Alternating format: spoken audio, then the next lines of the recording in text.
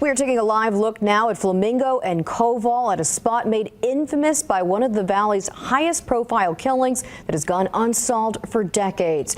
Rapper 2Pac Shakur died after a drive-by shooting here in 1996.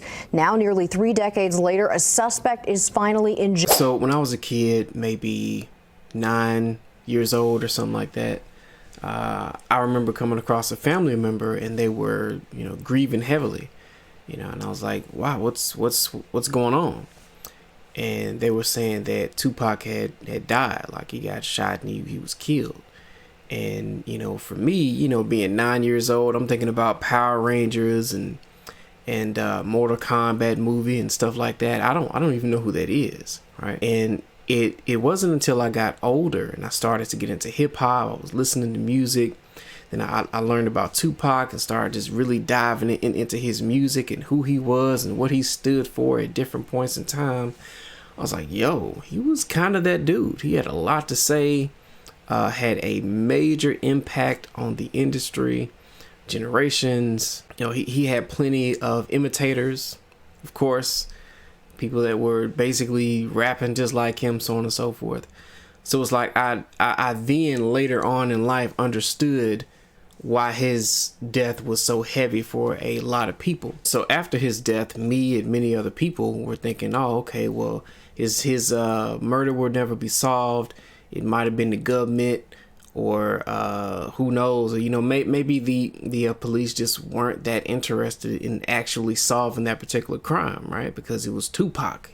He was just a thug or whatever. But when you find out how they found him, it's so ridiculous that I have no words for it. I have no words for this.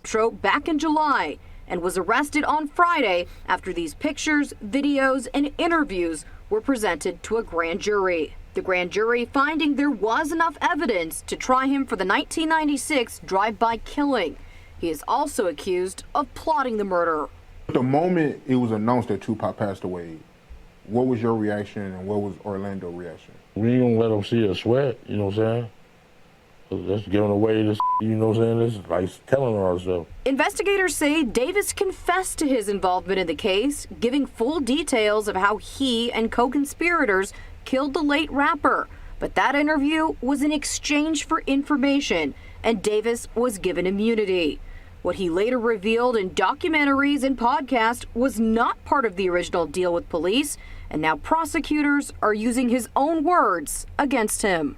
Went up to the light on Sunset and Flamingo, and a dude was acting like he was in a parade or something, and that BMW hanging out the window, hey, this Tupac, it's Tupac. And we let that came up on the side of him. I read in the book you said that it looked like you guys rolled up and Pac reached. Looked like he was reaching, yeah, it looked like he was ready to bust our and like we was the first ones. Yeah. Luckiest one, I guess. Hit that corner, gave a little chase, boom, boom, boom. So you guys parked the car, put the gun under the tire, yeah. And then I think you said in the book you guys came back out and you guys saw ambulances coming, or with Tupac and Suge in the ambulance. You wanted to say that for a Compton Street legend, man. Y'all need to go buy that book. This is the book he wrote about what happened. Compton Street Legend, Notorious Keefe D's street-level accounts of Tupac and Biggie's murders, death row origins, Suge Knight, Puffy Combs, and crooked cops. The book, now part of the murder case. And Davis is expected to appear in court on... So apparently he's out here giving interviews, writing books, telling basically everybody what he did. I don't know. But he thought that he was safe because he talked to the cops already, told them what was going on, and that somehow because he admitted to it under the guise of basically immunity, which is, I mean, it's self-snitching at its finest. It's so crazy to see this, I'm glad it happened. A part of me was thinking, oh, well, maybe he just has a conscience.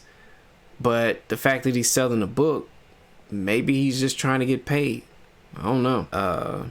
But man, it's so wild to see this. So right now he's 60 years old. So if he is convicted, he'll basically spend the rest of his life in prison. He mentioned P. Diddy. I don't know if Diddy has anything to do with it. But I question if they're gonna legitimately look into it. If he brings up some evidence, that would be some of the most craziest things that we've ever seen. For P. Diddy to go down 27 years later, something like that, with actual evidence, which I doubt exists, that would be crazy. Man, I don't know. It's just kind of hard to see that being the case, though. But we'll see. We'll see what happens. Y'all let me know what y'all think. Is Diddy involved? Would this guy actually serve time? I mean, it looks like it to me. It looks like they're going for him. They got evidence. He's basically admitting it everywhere. So we'll see. Let me know what you think. If you enjoyed this content, feel free to express yourself by the many means available on this page. I got merch, a book, a bunch of other stuff if you want to support the channel. And yeah, have a good one.